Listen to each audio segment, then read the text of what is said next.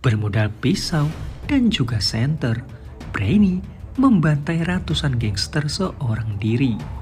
10 tahun di penjara membuatnya ingin pensiun sebagai pembunuh bayaran dan hidup normal. Tapi semua itu berubah ketika mantan bosnya malah menculik anaknya dan membunuh istrinya. Mantan pembunuh bayaran ini pun membalaskan dendamnya dan mulai melakukan pembantaian. Dan inilah A Man of Reason.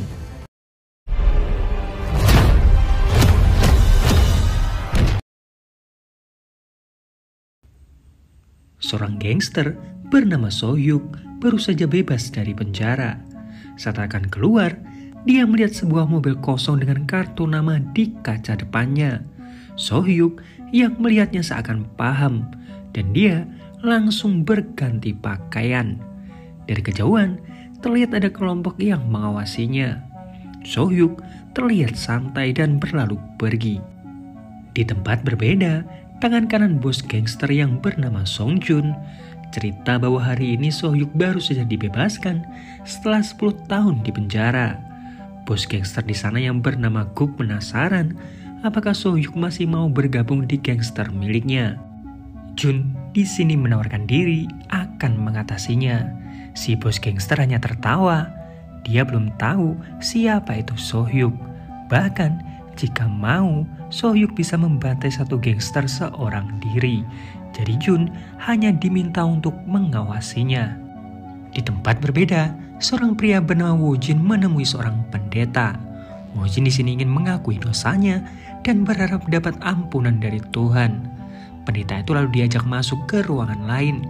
Sementara di luar, seorang wanita datang. Dia meletakkan beberapa botol berisi cairan aneh di gereja tersebut. Si wanita lalu memberikan kode ke Woo-jin dan Woo-jin langsung memukul si pendeta. Mereka lalu keluar dan si wanita langsung meledakkan gereja tersebut. Woo-jin tertawa kegirangan dan wanita itu memotret aksinya. Di waktu yang sama, So-hyuk melihat cincin yang dia pegang. So-hyuk lalu pergi ke sebuah apartemen untuk menemui kekasihnya yang bernama Min-so. Min-so saat itu kesal. 10 tahun So-hyuk meninggalkannya tanpa kabar. So-hyuk hanya bisa menunduk, tidak bisa berkata apa-apa. Min-so pun mengajaknya ke suatu tempat. So-hyuk bingung kenapa dia diajak ke tempat latihan balet. Ternyata salah satu murid di sana adalah putrinya So-hyuk. 10 tahun yang lalu, Min-so baru sadar bahwa dirinya hamil. Min-so berkali-kali mencoba mencari keberadaan So-hyuk, tapi tidak bisa. So-hyuk kaget, bahkan dia hampir meneteskan air mata. So-hyuk lalu bertanya, siapa nama anak mereka? Dengan bangganya, Min-so menyebut nama In-bi.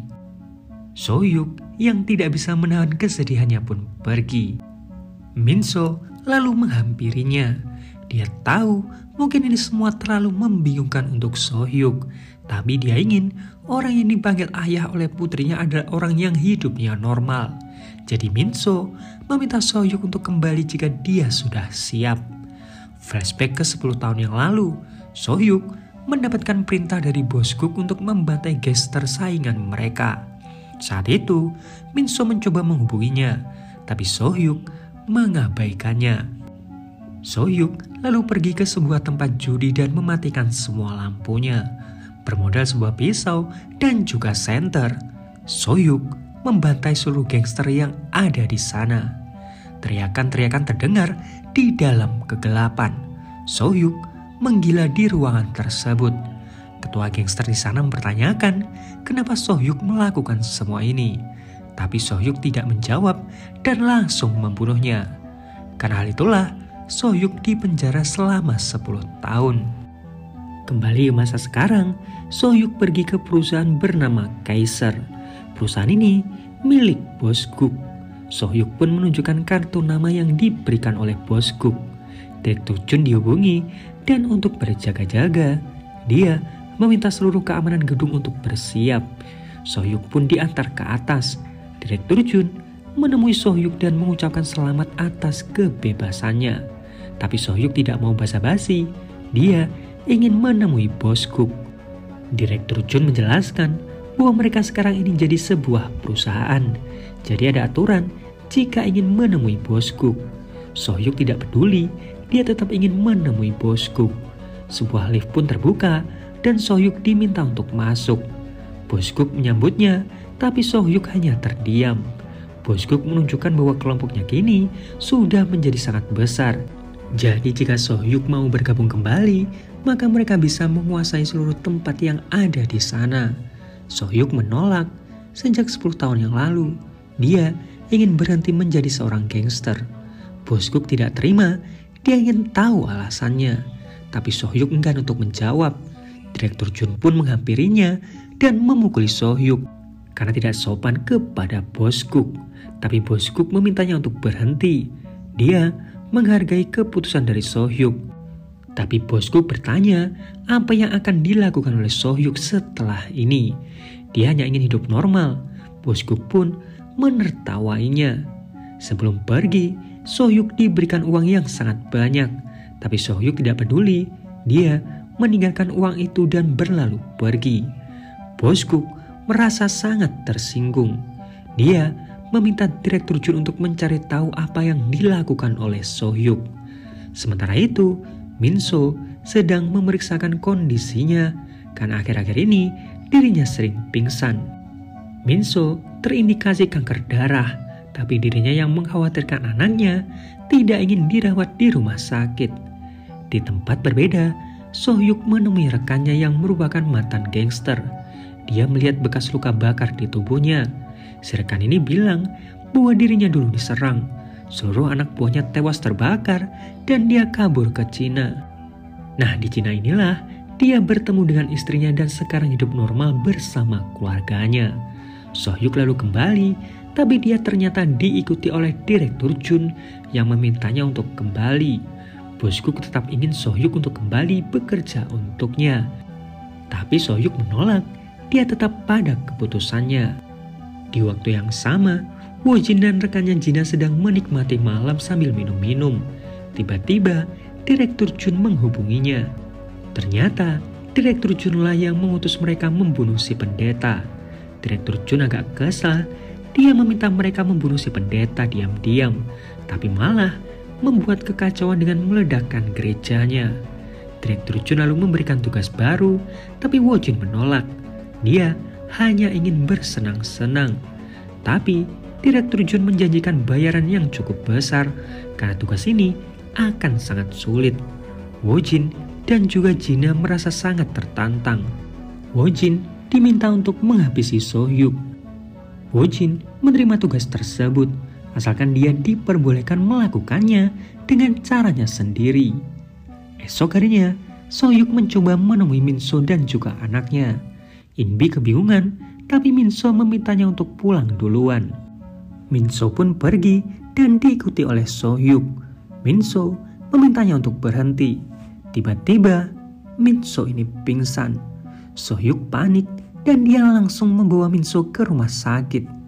Jalanan macet saat itu. Sohyuk berpikir sejenak. Dia lalu melewati jalanan konstruksi, tapi saat akan keluar, sebuah mobil menabraknya. Ternyata yang menabraknya adalah Wojin. Sohyuk mencoba untuk keluar dari mobil dan Jina meminta Wojin untuk segera pergi. Saat Sohyuk melihat ke dalam, dia melihat Minso yang sudah berlumuran darah. Saat dibawa ke rumah sakit, Minso dinyatakan tewas. Sohyuk sangat terpukul. Satu-satunya yang dia punya hanyalah Inbi. Di tempat berbeda, Wojin sedang merakit sebuah senjata. Sementara Sohyuk mencoba mencari keberadaan Inbi. Inbi coba untuk dihubungi menggunakan HP-nya Minso. Inbi yang mengangkatnya bilang bahwa saat ini dia ada di luar. Inbi kebingungan kenapa ibunya tidak menjawab. Sohyuk mencoba untuk mendekatinya. Dari kejauhan, Sohyuk melihat sebuah mobil yang menghampirinya. Sohyuk meminta Inbi untuk masuk ke rumah. Sementara Sohyuk mencoba mengalihkan Wojin. Wojin terus menembakinya. Sohyuk mencoba untuk bersembunyi. Jina saat itu melihat Sohyuk yang berbicara dengan seorang anak. Jadi Jina mengikuti Inbi. Sementara Wojin terus mengejar Sohyuk. Sohyuk terluka karena tembakan peluru paku yang ditembakkan oleh Wojin. Sohyuk terus mencoba untuk bersembunyi. Tiba-tiba, Wojin dikagetkan dengan kedatangan satpam. Sohyuk yang melihat hal itu langsung kabur dan Wojin sempat menembakinya. Si satpam bertanya apa yang sedang dilakukan Wojin. Wojin bilang mereka hanya bermain. Jadi si satpam melepaskannya. Wojin melihat pergerakan dari gedung apartemen. Jadi dia mencoba memanjat ke atas. Tapi di atas dia hanya melihat satu anak kecil.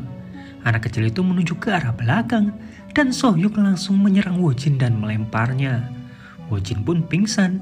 Tiba-tiba China menelponnya. Sohyuk mencoba untuk mengangkatnya. Karena tidak juga menjawab, China sadar bahwa Wojin berhasil dikalahkan. Jadi dia pergi ke tempatnya Inbi.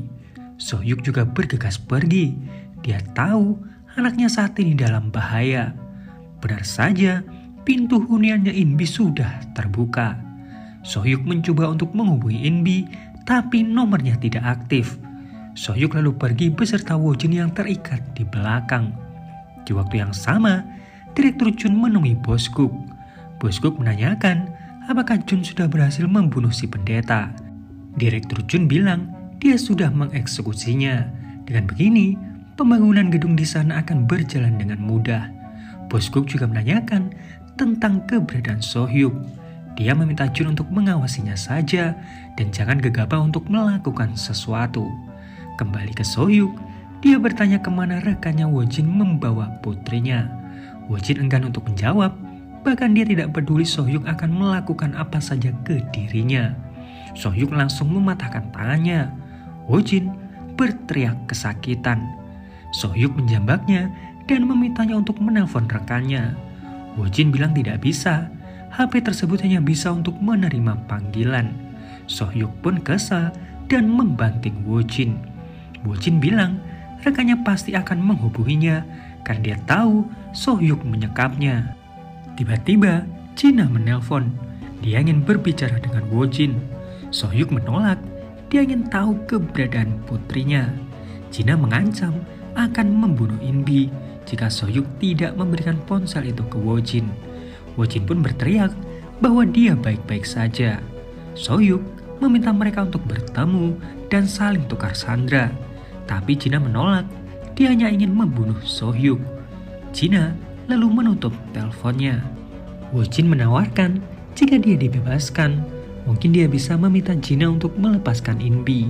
Sohyuk pun mencekiknya. Dia sangat kesal jika dipermainkan. Sementara itu, Direktur Jun sangat khawatir karena Wojin tidak juga menghubunginya. Jadi dia mencoba menghubungi Wojin duluan. Telepon itu pun diangkat oleh Sohyuk. Direktur Jun terus memaki Wojin. Tapi Direktur Jun mendengar suara seseorang yang dibekap meminta tolong. Tiba-tiba Sohyuk datang dan langsung menabrakkan mobilnya. Semua orang kebingungan, termasuk Direktur Jun. Sohyuk memutar mobilnya dan mengarahkannya ke Direktur Jun. Tatapannya penuh amarah. Anak buahnya Direktur Jun mencoba untuk menghentikannya. Mereka mengepung mobilnya Sohyuk. Sohyuk berputar-putar menabrakkan mobilnya. Orang-orang satu persatu mulai tumbang. Direktur Jun yang mencoba kabur juga ditabrak oleh Sohyuk. Direktur Jun lalu diseret. Sohyuk bertanya, di mana keberadaan anaknya? Direktur Jun kebingungan. Anak buahnya Direktur Jun menyerang Sohyuk. Direktur Jun kembali ke kantornya dan mengambil senjata. Direktur Jun lalu kembali dan langsung menembak Sohyuk. Tembakan itu meleset. Sohyuk langsung berlindung di balik mobilnya. Wojin lalu bilang dia tahu di mana keberadaan anaknya Sohyuk, tapi dia meminta Sohyuk untuk mengeluarkannya dari sana. Tembakan demi tembakan terus dilancarkan Direktur Jun. Sohyuk langsung lompat ke mobilnya dan pergi. Direktur Jun sangat kesal karena Sohyuk berhasil kabur. Di mobil, Wojin yang ingin berbicara langsung dipukul oleh Sohyuk sampai hidungnya patah. Bukannya kesakitan, Wojin malah tertawa kegirangan. Sementara itu, China menanyakan apakah Sohyuk itu ayahnya Inbi. Inbi bilang dia tidak punya ayah. Lantas kenapa Sohyuk begitu mengkhawatirkannya? Inbi sendiri juga bingung. Dia memohon ke Jina untuk dibebaskan karena ibunya pasti sangat khawatir. Apalagi Inbi juga tahu kalau ibunya sedang sakit. Jina tidak peduli, dia mengurung Inbi. Jika Inbi mencoba kabur, maka anjing penjaga akan membunuhnya. Anjing itu terus menggonggong. Jina berteriak agar anjing itu berhenti. Kembali ke Sohyuk, dia berhenti di sebuah pom bensin. Nah, di sini terlihat Sohyuk yang terluka akibat tembakan tadi. Di luar, Wojin berusaha melepaskan diri. Penjaga di sana pun melepaskan ikatannya. Wojin langsung menghubungi Jina dan memintanya untuk berhati-hati, karena sepertinya Sohyuk bukan orang biasa. Sohyuk lalu kembali. Melihat mobilnya terbuka, Sohyuk mencoba mencari Wojin. Tapi Wojin dengan santainya duduk sambil terus memperhatikan Sohyuk. Sohyuk pun mendekat dan Wojin seperti sedang menghitung. Tiba-tiba Jina menelpon. Wojin meminta Sohyuk untuk mengangkatnya. Jina meminta untuk bertemu. Mereka akan saling bertukar. Wojin akan menunjukkan jalannya. Sohyuk meminta Jina untuk menyerahkan ponsel itu ke Inbi. Tapi Jina bilang bahwa Inbi sedang tertidur.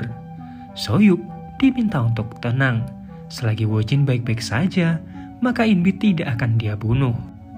Esok harinya, di sebuah taman terbengkalai, Inbi mencoba untuk kabur. Dia mengendap-endap, tapi Jina melihatnya. Jina tetap tenang, dia meminta Inbi untuk kembali. Jika Inbi kabur lagi, maka dia tidak akan bertemu dengan ibunya. Jina lalu memberikannya makan.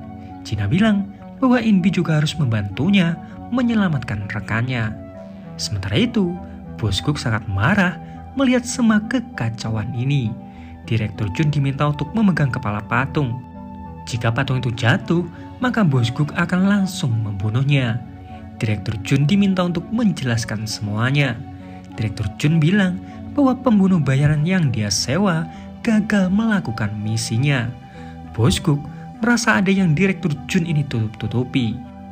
Jadi dia meminta anak buahnya untuk terus memukuli Direktur Jun di saat dia menjelaskan. Direktur Jun pun kesakitan dan mulai berkata jujur bahwa ini semua ulah dari Sohyuk. Direktur Jun sangat kesal, Sohyuklah yang membuat kekacauan di sana. Tapi kenapa hanya dia yang disalahkan? Bos Guk langsung menodongkan senjatanya dan meminta Jun untuk tidak membantah. Direktur Jun yang ketakutan bilang dia akan membereskan semuanya. Tapi Bos Guk meminta anak buahnya yang lain untuk membereskan kekacauan ini.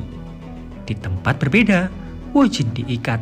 Sementara Jina mempersiapkan beberapa bom yang akan dia gunakan untuk menghadapi Sohyuk.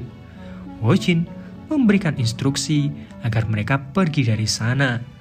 Mereka lalu pergi ke atap gedung parkiran. Di saat inilah Wojin bercerita tentang masa lalunya. Dulu dia ini sering dibully. Suatu hari rumahnya dijarah oleh pembuli ini. Wojin saat itu memutuskan untuk membakar rumahnya beserta para pembuli di dalamnya. Sesaat kemudian, Wojin teringat bahwa neneknya juga ada di dalam. Sohyuk menatapnya penuh amarah. Dia juga bercerita bahwa Wojin sudah membunuh orang yang paling dia cintai. Suara motor tiba-tiba terdengar. Wojin langsung menendang Sohyuk. Di sini, Sohyuk melihat bom di kursi belakang. Wojin langsung kabur. Mobil milik Sohyuk pun meledak, tapi Sohyuk masih selamat. Wojin kebingungan, Jina memintanya untuk segera naik dan mereka pun kabur. Sohyuk mengejar mereka. Wojin mengambil sebuah bom dan melemparkannya ke bak truk. Truk itu pun meledak, tapi Sohyuk bisa menghindar. Puluhan bom dijatuhkan, Sohyuk berusaha keras menghindarinya. Bom dijatuhkan lagi, kali ini di terowongan lain. Bom itu lalu meledak dan mobil milik Sohyun hampir terbalik. Untungnya, Sohyuk berhasil mengendalikannya. Dari kejauhan, Sohyuk melihat cahaya yang sangat terang. Tiba-tiba, mobil miliknya ditembaki. Sohyuk langsung banting setir. Suara tertawa Wojin terdengar ke penjuru terowongan. Jina di sini merasa kesal. Kenapa Sohyuk sangat sulit untuk dibunuh? Sohyuk melajukan mobilnya diikuti oleh Woo-jin dan juga Jina yang terus menembakinya. So-hyuk mencoba berpikir. Dia lalu banting setir dan memutar mobilnya. Woo-jin dan juga Jina kaget. Mereka pun terjatuh. Jina yang pingsan diseret oleh So-hyuk. So-hyuk menanyakan di mana keberadaan In-bi. Jina enggan untuk menjawab. So-hyuk pun menembaknya. Woo-jin lalu memohon untuk diampuni. Sementara itu, In-bi mencoba untuk kabur. Dia mengendap-endap, tapi anjing penjaga melihatnya. In-bi berlari kabur. Anjing itu terus menggonggong sambil berlari mengejar In-bi. In-bi pun terpojok dan anjing itu mencoba menyergapnya. Tiba-tiba, anak buahnya Bosguk datang dan membunuh anjing itu. Beberapa saat kemudian, Woo-jin datang bersama dengan So-hyuk. Woo-jin kaget melihat anjingnya yang sudah tewas. Sementara itu, Jina ternyata masih hidup. Dia berjalan sambil melepas paku-paku yang menancap di tubuhnya. Kembali ke Woo-jin, dia melihat seorang pria yang duduk dengan santai. Woo-jin mengira pria itu adalah utusan Direktur Jun untuk membantunya. Tapi pria itu langsung memukul Woo-jin sampai dia terkapar. Pria itu dengan mudahnya mengajar dan membanting So-hyuk. Sebuah kursi lalu diambil dan didudukan di atasnya So-hyuk. Pria itu lalu mengikat kaki dan juga lehernya So-hyuk. So-hyuk dicekik. Tiba-tiba Woo-jin berteriak dan menancapkan besi ke dada pria itu. Pria itu memukul Woo-jin kembali sebelum akhirnya tewas. In-bi pun diajak pergi. Jina terlihat di sana mencoba membangunkan Woo-jin. So-hyuk mendengar suara aneh. Ternyata puluhan bom sudah terpasang di sana. In-bi langsung dipeluk dan So-hyuk melompat ke dalam air. Jina dan juga Woo-jin berhasil kabur. Mereka berencana pergi ke New York. Tiba-tiba mobil mereka macet. Woo-jin punya sebuah ide untuk menelpon Direktur Jun dan meminta bayaran mereka. Karena mereka yakin sudah berhasil membunuh So-hyuk. Tiba-tiba mobil mereka ditabrak mobil lain. Ternyata yang melakukannya adalah Direktur Jun. Direktur Jun melihat keduanya yang sekarat. Dia bertanya di mana keberadaan So-hyuk. Woo-jin meminta bayarannya. Direktur Jun sangat kesal dan mencoba menembak mereka. Tapi Jina bergerak cepat. Dia langsung menembak Direktur Jun. Beberapa saat kemudian, So-hyuk datang sambil menggendong In-bi. Direktur Jun memohon untuk diselamatkan, tapi So-hyuk tidak peduli. Dia berlalu pergi. Kini, So-hyuk mendapatkan hidup normalnya kembali. Dan film pun berakhir. Nah, itu tadi alur cerita film A Man of Reason. Seperti biasa, like kalau kalian suka, dislike kalau enggak, subscribe kalau belum. Sampai jumpa di video yang lain. Dajung.